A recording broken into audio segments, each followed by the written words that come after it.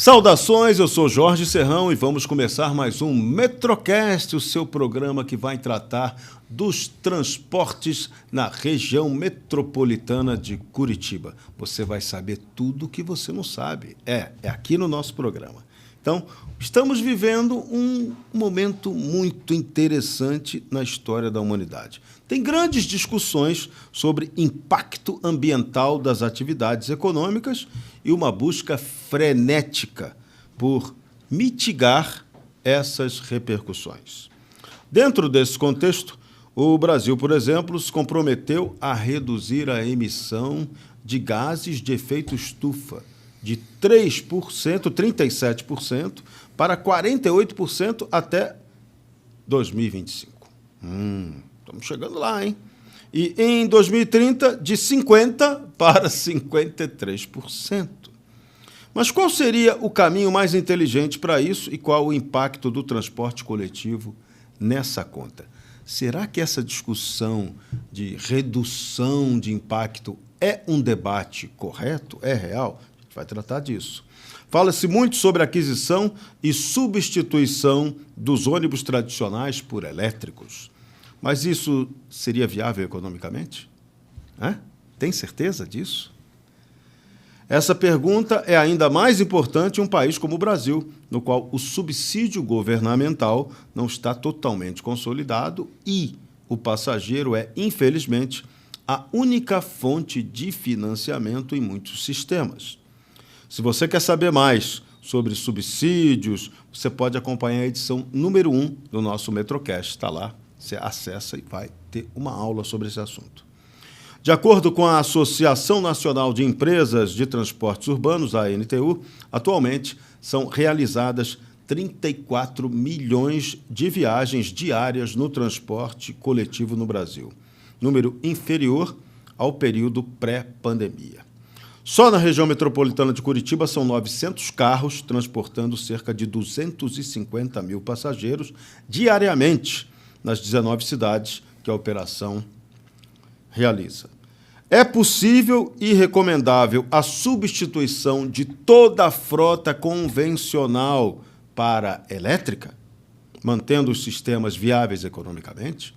Eis a questão. Essa é a estratégia mais inteligente para equilibrar os interesses de mobilidade e as boas intenções ambientais simultaneamente? São essas perguntas que a gente vai tentar responder hoje com o especialista, participação do CEO da Metrocard, Ayrton Amaral. Obrigado pela sua participação. Já viu que hoje vai ter questões assim interessantíssimas e talvez a gente quebre tabu nesse programa, hein? Bom dia, é uma satisfação estar aqui para discutir tema tão relevante quanto esse, né? Esperamos poder contribuir para que as questões sejam analisadas e melhores conclusões sejam tomadas por todos os nossos ouvintes. Com certeza. Ayrton, sempre se fala nessa questão da descarbonização. O tema virou moda, tem uma agenda global que trata desse assunto. Como esse tema está sendo tratado corretamente? A abordagem é a correta ou tem mistificação nessa história? Existem muitas perguntas, muitas questões ainda para serem esclarecidas. Inicialmente, existem uma diferença muito grande entre você fazer a descarbonização local, que muitas vezes é necessária, e a descarbonização global. Então, ampliando um pouquinho a sua questão, com relação ao transporte público, há uma série de interrogações que só serão respondidas com o tempo, porque não há nenhuma tecnologia de motorização que substitua de forma economicamente competitiva a tecnologia atual. Sim. Especialmente no momento em que há um avanço significativo na redução das emissões através do lançamento dos veículos Euro 6. Sim, eu até brinquei no programa número 3 com o Renato, né?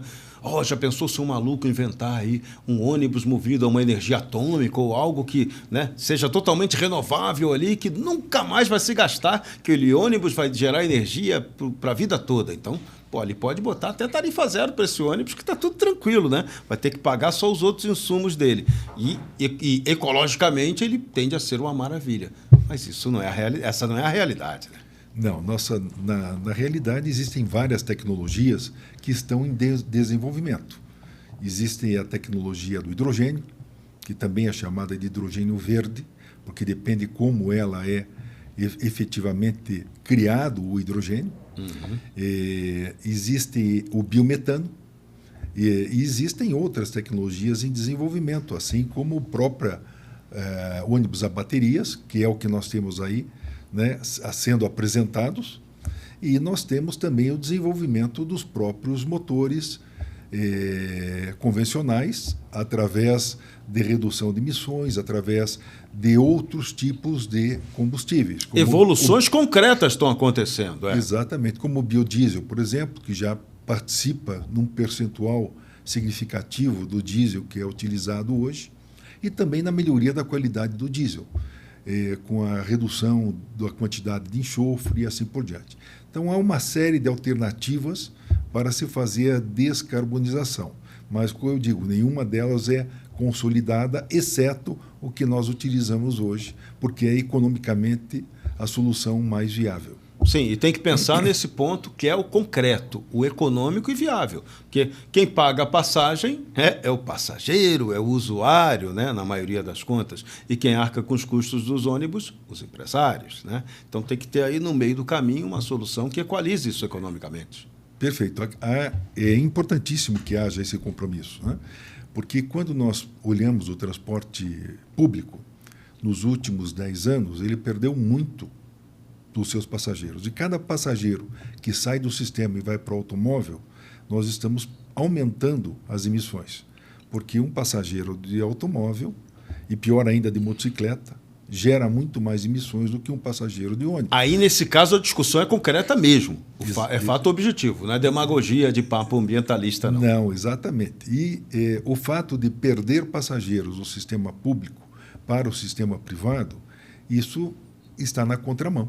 Total. Do que nós desejamos. Da mobilidade, da eficiência de transporte, né? Exatamente, tanto em termos de mobilidade quanto em termos de meio ambiente. Então, o nosso entendimento é que as soluções mais inteligentes são aquelas que aumentam a atratividade do transporte público, porque isto é um ganho significativo e a um custo que é muito mais sustentável, porque cada passageiro que eu coloco no sistema, eu reduzo o meu custo fixo.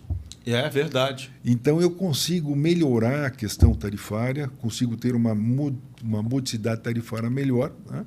Além de poder trazer melhorias significativas para o meio ambiente de forma inteligente. Essa não é historinha, é matemática, não é matemágica, né? Isso é matemática, e Curitiba tem um histórico importantíssimo, porque Curitiba foi quem criou o sistema BRT para o mundo.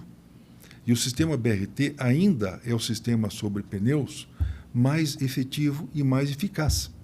Então, nós devemos sempre, e não podemos esquecer disso, dizer que nós, através da criatividade dos nossos prefeitos, né, especialmente o Jaime Lerner, foi o grande criador do sistema que foi exportado para todo mundo. Então, se nós temos criatividade, se nós conseguimos usar a inteligência para achar soluções, é muito estranho a gente passar a buscar soluções importadas sem realmente analisá-las com mais profundidade. O Brasil tem essa mania perigosa de copiar as chamadas ideias fora do lugar, né? Conceitos que são adequados para outro lugar, mas para aqui, para o Brasil, eles não necessariamente funcionam bem. E a gente tem uma outra característica que é diferente. Por exemplo, aqui, o Brasil tem a matriz energética mais limpa do mundo. E isso nunca é tratado assim com toda seriedade. As hidrelétricas, as eólicas, as solares respondem já por 85% da produção de energia no país. Por que se insiste tanto nessa busca de transformação da frota de transporte público do Brasil para veículos elétricos, já que o país é muito menos emissor de carbono que os outros. A gente não é vilão. Por que a gente está se dando esse tratamento? Muito importante essa pergunta. E eu acho que vale a pena uma reflexão um pouquinho mais ampla com relação a esse tema, né? O fato de termos uma das melhores matrizes energéticas do mundo, renovável, em 85%, é, de forma direta, um aspecto favorável para a eletrificação. Poxa, se você tem uma matriz mais limpa, então vamos usar esta matriz limpa para eletrificar o transporte público ou qualquer outra área. E por que o transporte público? Porque ele é concentrado. Ele é concentrado em poucas garagens e isto permite que você tenha um investimento menor para criar rede de carga das baterias dos ônibus elétricos. Uhum. Então, esses dois aspectos são favoráveis à eletrificação. Mas a questão é a seguinte, embora eles sejam favoráveis, isto é necessário, isto é desejável, é claro que melhorar o meio ambiente sempre é desejável. Mas como você já teve a visão, né? Nós temos que ter um equilíbrio entre o meio ambiente e a questão econômica, especialmente num país como o Brasil, onde os recursos públicos são escassos e têm que ser priorizados para onde são mais necessários, efetivos. Isso. E que nos permitam realmente desenvolvimento. E essa é a grande questão. Nós entendemos que, como não há consolidação destas tecnologias, há formas mais inteligentes de buscar redução de emissões do que efetivamente aumentar os custos do transporte público, da mobilidade, fazendo com que haja menos modicidade tarifária. Então, o segredo é debater seriamente o assunto, que não está acontecendo. Está vindo o modismo. O elétrico é a salvação. Pode não ser. Exatamente. Eu acho que a mobilidade é um assunto muito sério, porque envolve a vida de todos nós, diariamente. E a mobilidade ela tem que ser discutida em todos os seus aspectos, e ela não pode ser dogma. O dogma dessas, muitas vezes, dessas ideias importadas, né? Muitas vezes sonhadoras, oníricas, não são adequadamente a melhor interesse da nossa sociedade localmente. Localmente. E nós temos que separar. Por exemplo, São Paulo. São Paulo realmente tem um problema de saúde pública devido ao excesso de automóveis. Sim, automóveis. Automóveis, de ônibus, de caminhões de distribuição e de motocicletas. Então, aqui, só abrindo parênteses, motocicleta é o vilão número 1. Sim, número 1. O vilão número 2 são os automóveis. Um passageiro de ônibus é o que menos gera emissão. E isso parece que não é informado adequadamente. As pessoas não sabem. Então, São Paulo tem um problema de saúde pública. São Paulo precisa achar soluções e talvez uma dessas soluções seja a eletrificação. Mas que lá já tem, parcialmente. Através do metrô e através de outros modais. Isso. E através dos trólebus, que já existem há muitos anos. Há muitos anos, décadas. Há décadas, né? E a questão é a seguinte, aí talvez valha a pena um investimento, porque você está atacando um problema de saúde pública que tem um custo de vida e um custo também da própria saúde pública. E, de novo, obedecendo a uma realidade local. Local, exatamente. Não é igual a Curitiba, não é igual lá a Manaus, talvez. Eu entendo que nenhuma outra cidade do Brasil, né, tem aquela complexidade. É uma mega cidade, né, uma mega metrópole que tenha esse tipo de necessidade. Então, temos que tomar muito cuidado com esse tipo de soluções mágicas e da moda, né? Sobretudo isso. A Organização das Nações Unidas afirma que cada passageiro de transporte coletivo polui, o que você falou agora, 4 vezes menos do que um automóvel e ocupa um espaço público 10 vezes menor nas vias urbanas. Hoje, no Brasil, o número de passageiros diários no transporte é inferior aos anos pré-pandemia. Conseguir tornar o transporte público mais atrativo antes de investir na eletrificação não seria o caminho mais barato? Sem dúvida. Isso não temos dúvida nenhuma que é muito mais, em termos de recursos, é muito mais apropriado, muito mais eficaz o investimento em infraestrutura. Por quê? Porque o que faz com que um sistema de transporte público seja efetivamente atrativo é ter boa velocidade operacional. Por quê? Porque todos nós queremos chegar mais cedo em casa. É o tempo, né? Delta T. Ou demorar menos para chegar ao trabalho. Uhum. Ou demorar menos tempo para chegar na escola. E isto é vida. Isto é um delta de vida que você deixa de perder no trânsito. Sim. Ou no congestionamento. Portanto, você investir em transporte público, aumentar a velocidade operacional, gerar faixas exclusivas e vias expressas, como Curitiba fez há 40 anos atrás. Isso precisa ser muito mais difundido, desenvolvido, que paramos um pouco no tempo. É necessário que haja mais criatividade e inteligência nessa área da mobilidade. E existem projetos para isso, né? Inclusive um projeto desenvolvido pela própria Metrocar chamado CIV, que gera 100 quilômetros na cidade de vias exclusivas para alcançar uma velocidade média operacional semelhante à dos metrôs. Olha só, genial, porque metrô talvez não seja adequado para cá, para Curitiba, né?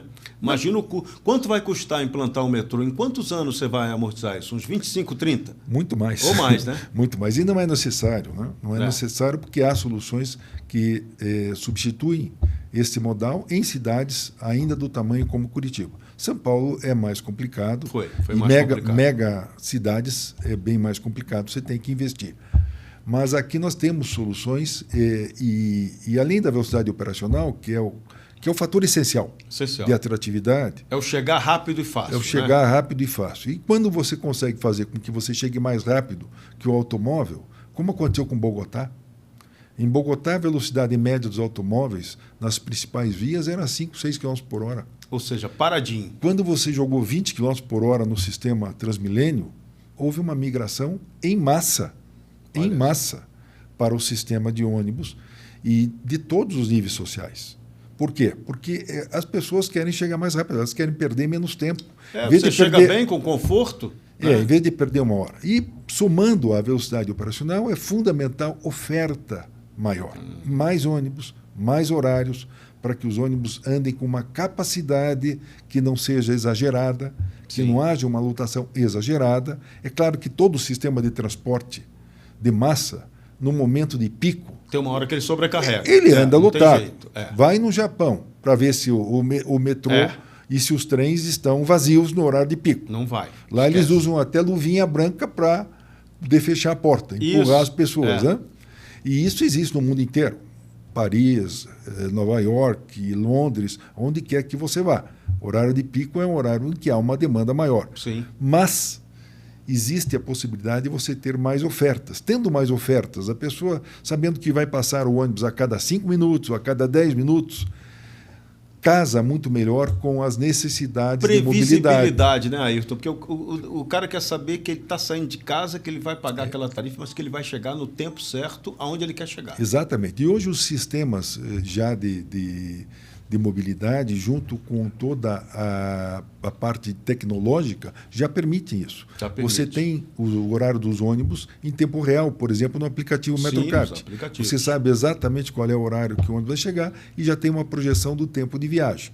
Quanto mais exclusiva forem e mais prioritária forem as faixas de ônibus, mais previsibilidade e rapidez você tem.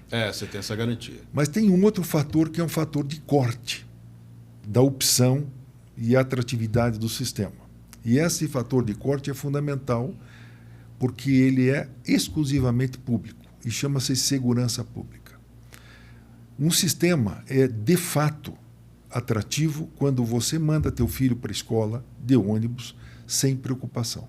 Isso, você sabe que ele vai chegar lá tranquilinho. Que não vai ter problemas em termos de segurança pública. Isso nós estamos muito atrasados. Então, se há que se jogar, digamos assim, recursos, eu diria que esses recursos são fundamentais e mais inteligentes. E tem a saída tecnológica hoje para isso, né?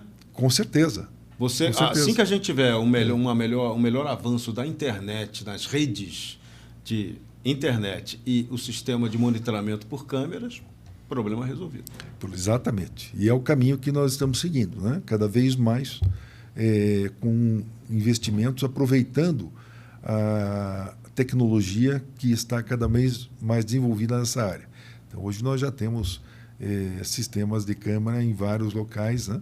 E os custos reduzindo, né? Antigamente, você portaria do prédio, você ia botar lá a segurança da portaria do prédio. Você criou a digital. A digital vai resolver o problema, vai ser a mágica. Não, já ficou mais barato ter a identificação facial. Exato. Ela virou a moda e eficaz e com custo lá embaixo. E funciona melhor. Tudo atende. E funciona melhor, né? Então, a evolução tecnológica está muito grande. A gente vai ver muita coisa acontecer aí. Exatamente. E já é utilizada nos próprios ônibus, né? Nós temos um sistema para controlar exatamente o uso gratuito do sistema, com idosos ou pessoas que têm necessidades especiais. Nós temos todo um sistema de biometria.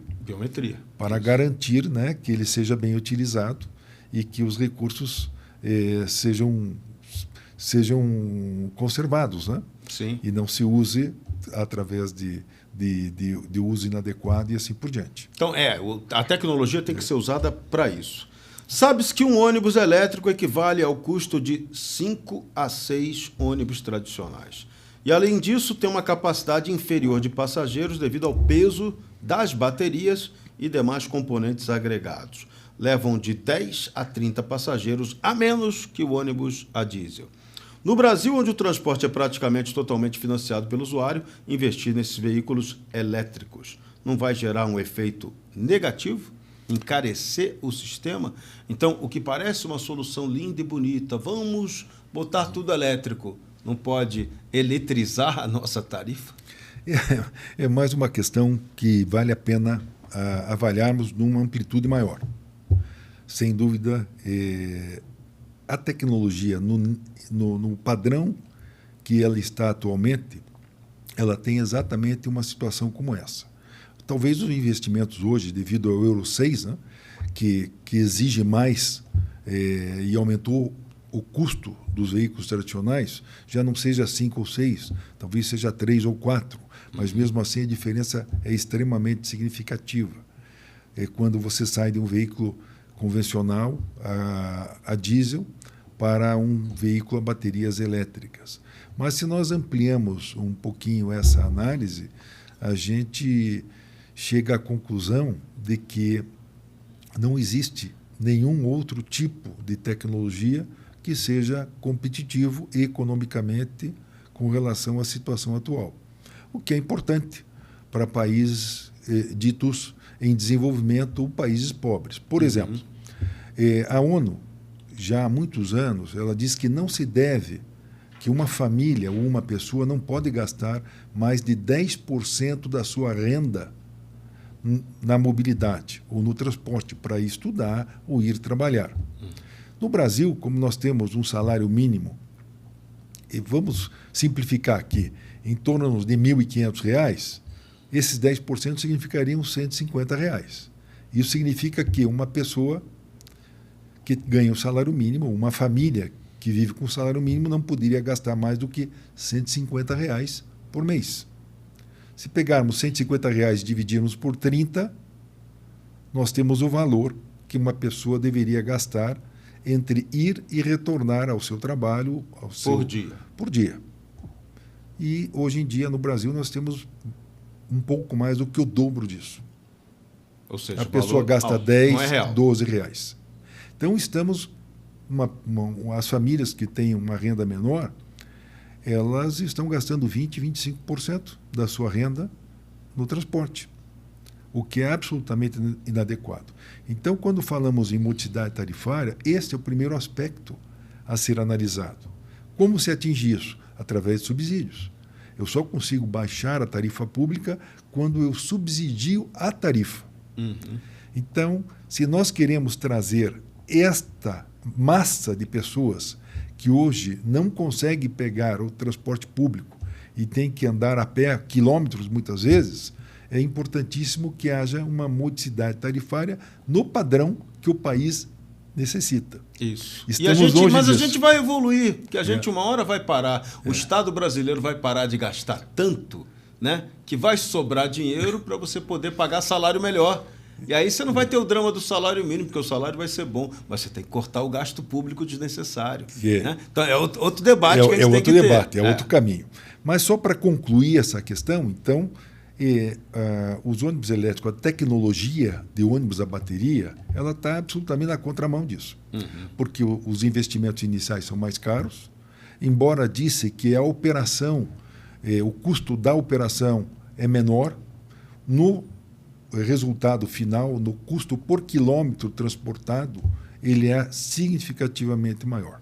Pois é nisso que tem que pensar, né? O mundo real.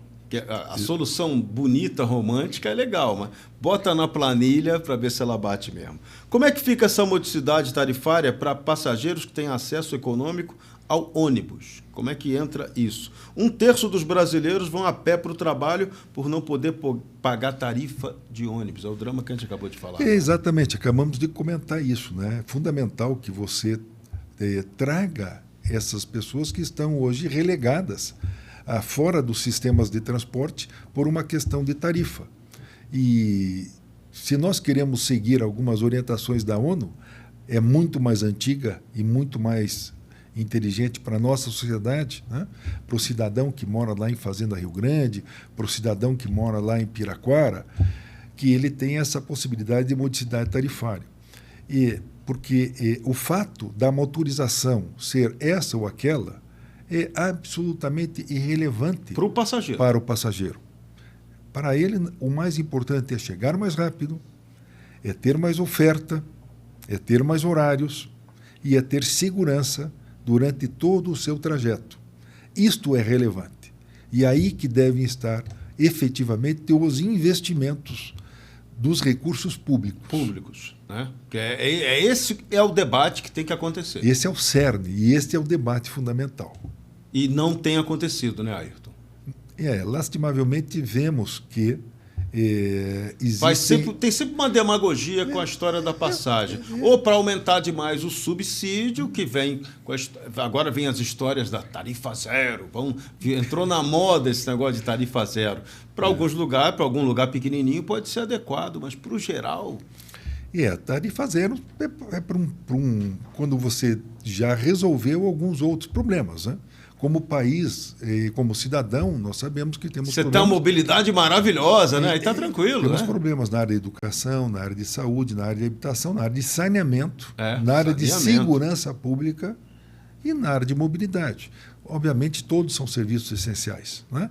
E é importante que priorizemos esses recursos que são escassos, né? E muitas vezes muito mal utilizados, da maneira mais adequada e correta. Sim, esse que é o ponto. Então, tem que ter o debate certo sobre a coisa certa. Além do custo do veículo em si, qual seria o impacto de ônibus elétrico dentro da organização das frotas? Vocês já mapearam isso concretamente? É um impacto grande. Né? Um impacto grande, como qualquer mudança de tecnologia. Especialmente esta mudança, ela exige altos investimentos nos sistemas de recarga e muitas vezes não existe energia suficiente para isso.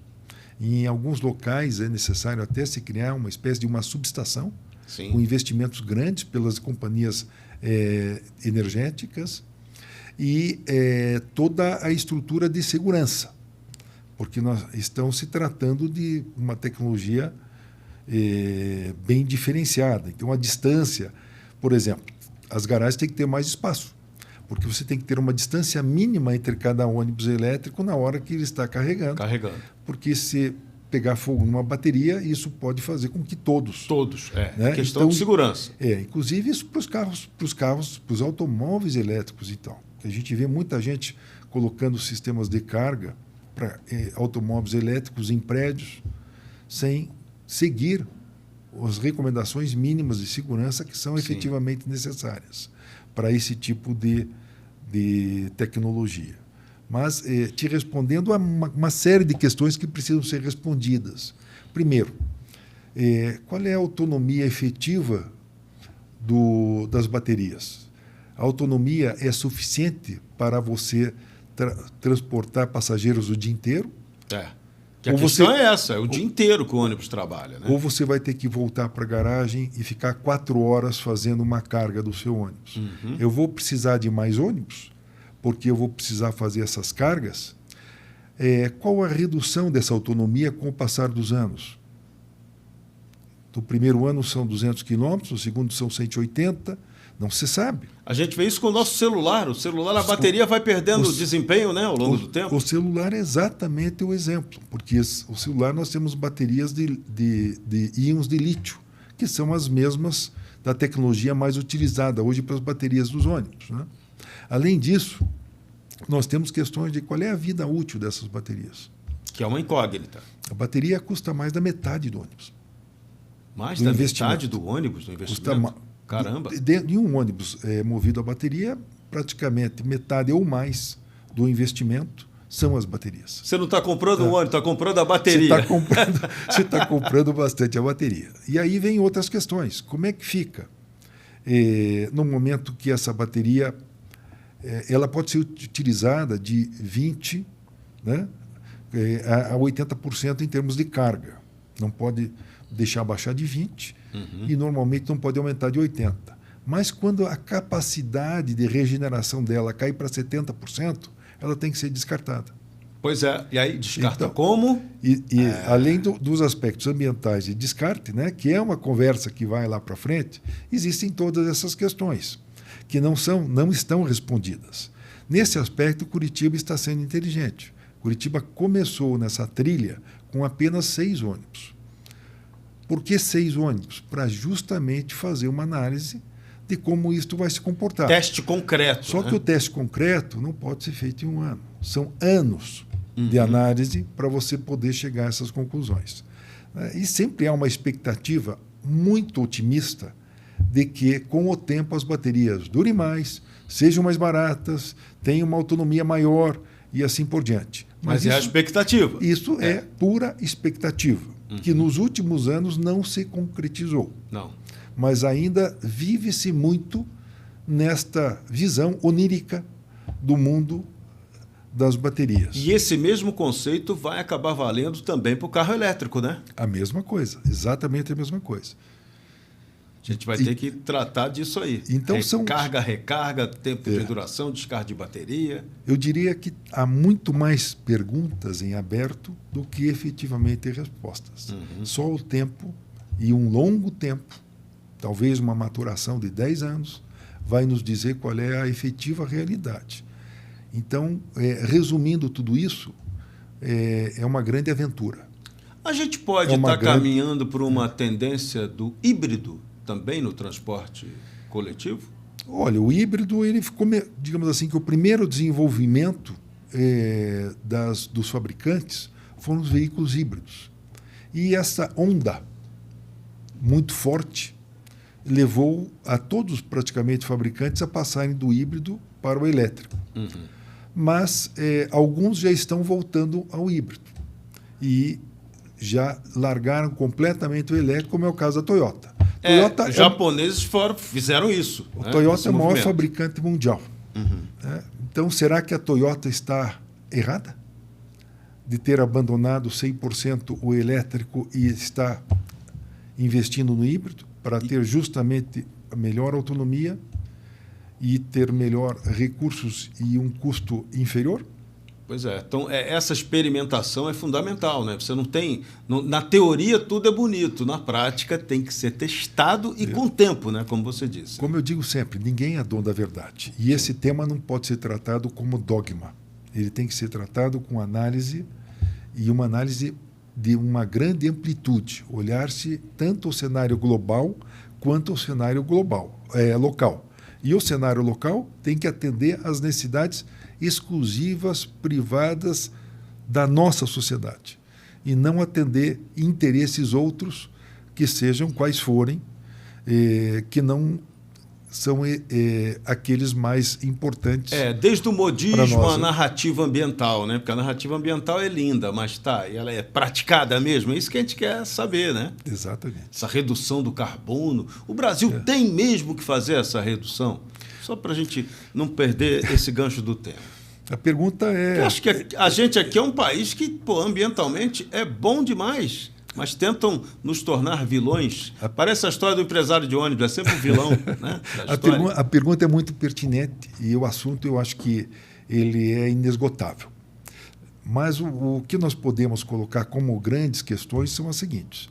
Nos últimos 10 anos, ou melhor, desde que houve o Acordo de Paris, não houve redução de gases de efeito estufa no mundo. Houve redução em alguns países europeus e nos Estados Unidos, mas houve aumento na China, na Índia, na Indonésia, na África do Sul, na Austrália, em vários países. Ou seja, onde houve industrialização maior, aumentou, e onde a industrialização reduziu, diminuiu. Exatamente. Onde existe a necessidade de você trazer a sociedade para um nível maior de renda, através da produtividade, através da industrialização, o carbono ainda é essencial. Uhum. Então, nos últimos, desde que houve este compromisso, não houve redução. E a gente não pode embarcar nesse compromisso se a gente quer botar o Brasil para desenvolver também. Exatamente. Então, não vejo assim, numa amplitude de sentido de termos este custo quando nós estamos numa necessidade efetiva de desenvolver a nossa sociedade, de melhorar o nosso padrão de vida, a nossa renda, a nossa renda per capita e assim por diante. Agora, se nós analisamos o que é o Brasil em termos de meio ambiente, o Brasil responde 1,3% das emissões de gases de efeito estufa no mundo. A China representa 31%. A Índia, mais de 7,5%. Então, nós somos pequenos. Eu digo que nós somos quase irrelevantes, porque deste 1,3%, metade deve ser as queimadas, que são algo natural para que tem florestas e que tem um ambiente seco durante parte do ano. Não se falando aí em queimadas criminosas, porque isso é crime. Isso tem que ser combatido em qualquer situação. Mas, em condições normais, metade das nossas emissões são devido às queimadas que são naturais. Queimadas naturais. Acontece nos Estados Unidos, acontece no Canadá, acontece nas estepes da Rússia, em qualquer outro lugar. Não somos os privilegiados com relação a isso. Do restante, nós temos um berço de alimentação para o mundo muito significativo a um grau de emissão muito pequeno. E o transporte público, que é o nosso tema, ele representa menos de 0,1% disso. Absolutamente irrelevante, né? E o grande paradoxo que nós temos que analisar é o seguinte: qual é a solução em termos globais, já que não necessitamos da solução localmente? Qual é a solução em termos globais e qual é a inteligência disso, se o grande paradoxo é: eu estou importando ônibus elétricos e baterias da China para resolver um não problema no Brasil? Exatamente. Então, é um paradoxo total isso. Eu estou aumentando a industrialização na China, eu estou aumentando a emissão de gases de efeito estufa e de CO2, que a China já é o maior produtor e é quem mais utiliza carvão no mundo e quem mais utiliza óleo no mundo para queimar as suas termoelétricas. Isso. Então é totalmente contraproducente, é uma contramão. Nós estamos ajudando, nós estamos contribuindo contra a questão ambiental. Exatamente. E por isso que a China não assina nada em termos acordo, de acordo de Paris, de coisa nenhuma. Ela está lá ganhando dinheiro, fazendo com que sua sociedade cresça, e alguns indivíduos, talvez sem pensar nisso, estão importando produtos da China e colaborando com o aumento dos gases estufas no planeta Terra. Olha, essa reflexão é bem interessante. É um paradoxo que tem que ser tratado com seriedade. Não dá para brincar muita com isso, seriedade. não. Muito interessante. Em Curitiba, sem considerar a região metropolitana, por exemplo, um estudo publicado pela ANTP afirmou que essa substituição do ônibus comum pelo elétrico pode não ser vantajosa em termos econômicos e a curto prazo, porque os gastos iniciais de aquisição e substituição de toda uma linha de ônibus convencional acarretaria despesas elevadas. Essa tese está certa? De tudo que nós falamos até agora, essa conclusão da ANTP, ela está muito em linha com a realidade. Se nós analisarmos, um dos maiores custos que nós temos no transporte é o custo de capital. Claro que o maior é de pessoal. O pessoal representa 50%. Não tem jeito. E esse tanto faz qual é o tipo de... O modal. O modal que eu tenha vai ser o mesmo. Né? Que representa em torno de 50%, que são os motoristas, cobradores, pessoal de manutenção, garagem e assim por diante. O custo de capital ele é muito significativo no Brasil porque o dinheiro aqui é muito caro. O dinheiro no Brasil é extremamente caro comparativamente ao restante do mundo. No restante do mundo, você tem financiamentos de 1% ao ano, de 2% ao ano. E aqui estão tentando nos impor, trazer tecnologias que são muito mais caras, importadas em dólar, a um custo de 10%, 12% básico. Quando você coloca os spreads, você vai para 18% ao ano. E sem a gente reduzir o custo do Brasil antes. Exatamente. Então, é absolutamente inviável você ter investimentos cujo custo de capital seja muito mais significativo, porque o custo do dinheiro aqui é muito alto. Então, o impacto realmente é negativo e é contraproducente em termos de modicidade tarifária. Vamos saber como é que isso vai se desenvolver nos próximos 10 anos. Pode ser que melhore e pode ser que não melhore. Mas uma coisa é fato. Hoje a solução mais inteligente seria substituir a frota pelo Euro 6. Porque o Euro 6 ele reduz em mais de 50% as emissões e você até pode atingir os objetivos de redução de 33%, 35% das emissões, simplesmente mudando a frota para o Euro 6, sem necessidade de todo esse investimento extra e de todos esses riscos operacionais, de autonomia e de custos que os veículos elétricos movidos a bateria têm. Sim, e a nossa cultura empresarial aqui está pronta para isso. Está adequada. Não há mudança nenhuma. E essa, digamos assim, este seria o caminho natural, a trilha natural do desenvolvimento. Se você analisar sobre os aspectos de eficácia, de segurança, num aspecto tão importante como é a mobilidade pública. Sim, interessante. Baseado, então, nessa conversa que a gente está tendo, nós podemos colocar os fatores principais para que tenha uma migração do transporte individual para o coletivo nessa ordem? Vamos lá. Oferta, velocidade, operacional e segurança. Na sua opinião, como é que a gente tem que fazer um investimento para a frota de ônibus funcionar? E aí a comparação entre o elétrico e essa noção correta que você apresentou do motor 6. Perfeito, do Euro 6. Euro 6. Na aplicação da frota, número 1, o nome desse jogo, o nome do jogo da mobilidade chama-se rapidez. Esse é o nome do jogo. Quanto maior a rapidez do modal, mais atratividade ele tem. É por isso que modais como o metrô são tão atrativos. Porque ele cumpre aquela velocidade certa, previsível, né? Porque ele chega antes do automóvel. Então, qual é a linha que nós temos que tomar na superfície, quando nós estamos trabalhando com pneus? Porque os investimentos em trilhos são muito altos. Com uma parcela pequena do investimento de um metrô, nós conseguimos aumentar significativamente a velocidade operacional e a rapidez e o tempo de viagem das pessoas. Como é que se faz isso? Com investimento em infraestrutura. Então, há que se usar os recursos para investir em infraestrutura com vias exclusivas, faixas preferenciais, priorização semafórica, sistemas inteligentes, Sim. com obras de arte onde é necessário, onde você tem nós, que você necessita de obras de arte, só quando efetivamente é necessário. Para o pessoal entender, obra de arte é viadutos, né? Digamos assim, uma trincheira simples trincheira apenas para o ônibus. Isso. Né?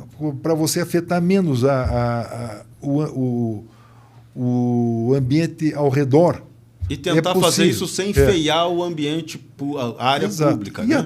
até através de túneis. Num projeto que nós desenvolvemos há alguns anos, chamado CIV, nós temos alguns quilômetros de túneis para os veículos com pneus, onde a velocidade operacional é similar à velocidade operacional do metrô. Porque ele não vai ter a concorrência, né, de pista. E melhor, vai livre. Toda a área superficial transforma-se num parque linear. Né? Temos um projeto que tem 8 quilômetros de uma das principais vias que nós temos, que é a 7 de setembro, que tem uma grande densidade de prédios e de comércio e movimentos, que pode tornar-se um grande jardim linear de 8 quilômetros. Vamos lá, aí a coisa essencial. Como que a gente pode buscar recursos para esse tipo de obra inteligente? De onde pode vir? É uma boa pergunta. Os recursos hoje, devido a esse modismo, estão muito carimbados dentro do elétrico. Como se o elétrico fosse a mágica, né? Fosse a mágica. Mas só para terminar o raciocínio, primeiro lugar, velocidade. O nome do jogo é rapidez. Segundo, oferta. Eu tenho que aumentar a oferta. Se eu aumento a oferta, eu preciso de um número maior de veículos. Então, isso aumenta meu custo. Mas, em compensação, eu estou trazendo para o sistema pessoas que hoje utilizam o transporte privado. Você aumenta a satisfação. A satisfação, eu aumento a atratividade. E a questão da segurança pública, que nunca podemos esquecer, porque isso é fator de corte. Sim. É importante sempre olhar sobre esse aspecto também. E o que a diferença de motorização traz para isso? Nada. É absolutamente irrelevante. Se o motor é a hidrogênio, se o motor é a Euro 6, se o motor é elétrico, se o motor é híbrido, se o motor é biometano e assim por diante. É irrelevante. Então, a atratividade não se dá pela motorização. Sim. A atratividade se dá pelo nome do jogo, que é a rapidez. Rapidez. Interessante. Essa é uma equação que tem que ser debatida. E, para isso, essa rapidez entra um ponto que é sempre fundamental. Infraestrutura, né? Exatamente. Que é ela que vai garantir o seu corredor, a sua operação funcional, eficaz, né? E essa é mais inteligente porque essa serve para qualquer tipo de motorização. Seja qual for o desenvolvimento futuro, que nós não sabemos, né?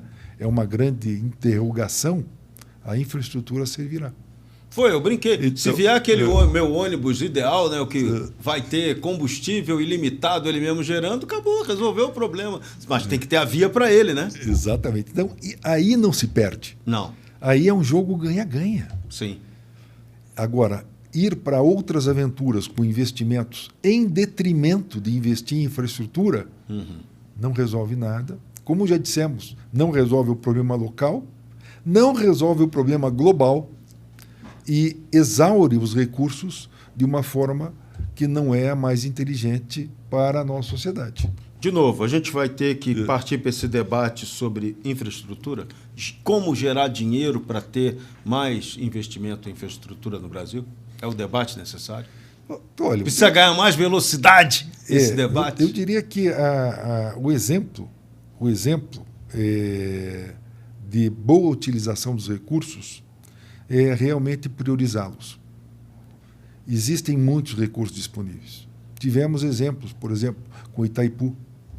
O que o resultado de Itaipu gerou em termos de obras em toda aquela na região geográfica de Foz do Iguaçu, Cascavel. Uma prova concreta. Pontes para o Paraguai e assim por diante. Então, os recursos existem. Tem que ser otimizados. Eles têm que ser melhor priorizados e buscar uma melhor eficácia para o desenvolvimento. E isto parece que não está ainda sendo utilizado da melhor forma. Porque não estamos vendo investimentos efetivos em infraestrutura. para melhorar o desenvolvimento do país, porque é isso que fica. A China é um exemplo. O que a China desenvolveu de portos, aeroportos e sistemas de transporte e de mobilidade para gerar a infraestrutura necessária, e o resultado está aí. Estão crescendo a todo vapor. Estão crescendo. Então, nós temos que seguir os bons exemplos. Legal. Para que a nossa sociedade possa se desenvolver melhor e de uma forma contínua.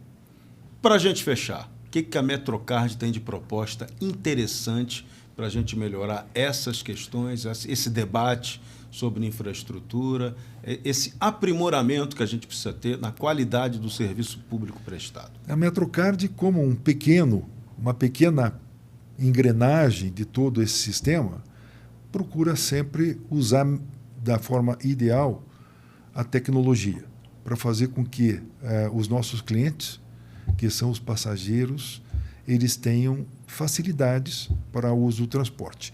Mas muitas coisas não estão nas nossas mãos, como o que é mais importante, que é a questão de infraestrutura. Uhum. Mas só para terminarmos um pouquinho a questão da eletrização, da descarbonização e assim por diante, eu vi uma frase muito significativa que eu gostaria de compartilhar nesse processo. Essa frase foi escrita com muita propriedade pela McKinsey, que fez um estudo mundial da descarbonização, dos efeitos e dos custos da descarbonização mundialmente. E eu até vou pedir a licença para colar, para dizer exatamente aquilo. Seja integral. Integralmente o que eles disseram. A frase deles é a seguinte, que é muito significativa e pragmática para o nosso debate. A McKinsey diz o seguinte: quantos danos ainda serão causados por estas políticas sonhadoras antes que sejam descartadas pela realidade? Nossa. Essa é a conclusão da McKinsey de todo o estudo mundial sobre descarbonização. E essa é a grande pergunta que nós gostaríamos de deixar nesse debate. Muito bom, eles foram na veia ali, ou seja, temos que discutir o que é relevante de verdade e não sonhos que não vão se realizar e ainda podem se transformar em pesadelos. Resumindo, é isso que eles disseram. Resumindo, a realidade ela se impõe a qualquer visão aspiracional ou onírica. Goethe já dizia, a verdade é concreta. É isso. Exatamente. Perfeito. Legal. Ayrton, grande prazer ter recebido você hoje no nosso programa. Mais um debate relevante, o nosso Metrocast número 4, trazendo para você questões fundamentais sobre essa polêmica. Elétrico, não elétrico, o assunto é eletrizante, mas o mais importante é o debate sobre as coisas certas. Isso a gente vai fazer aqui em todos os programas. Então, não esquece não. Deixe o seu like, gostou, divulgue para os amigos, se eventualmente, eu sempre lembro, se eventualmente der o azar, tiver inimigos, divulga para eles também, que eles precisam aprender a discutir a coisa séria no Brasil. A gente volta a qualquer hora com mais um Metrocast para você. Aquele abraço e até já.